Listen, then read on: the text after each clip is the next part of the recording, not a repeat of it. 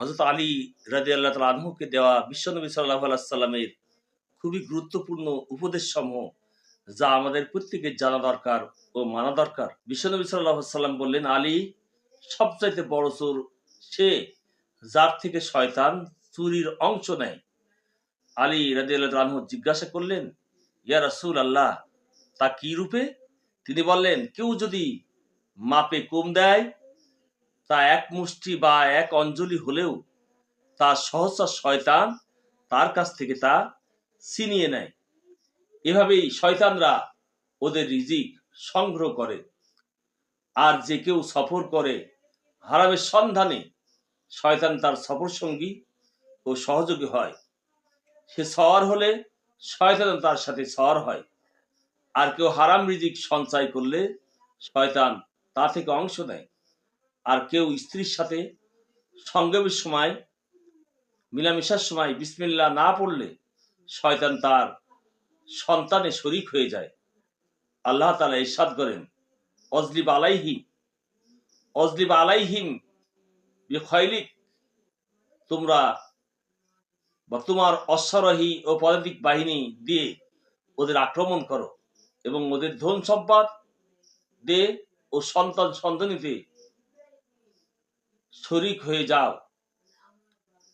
সম্মানিত উপস্থিতি,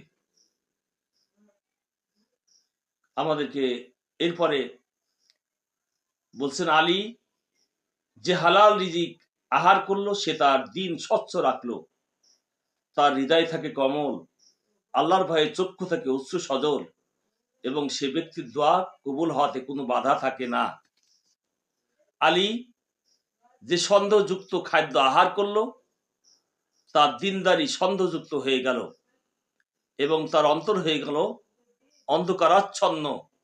আলী যে হারাম খায় তার হৃদয় মরে যায়, তার দিনে ত্রুটি পয়দা হয়, তার অন্তর হয় অন্ধকারাচ্ছন্ন, তার বিশ্বাস দুর্বল হয়ে যায়, তার দোয়া কবুলে বাধা সৃষ্টি হয় এবং কমে যায় তার ইবাদত।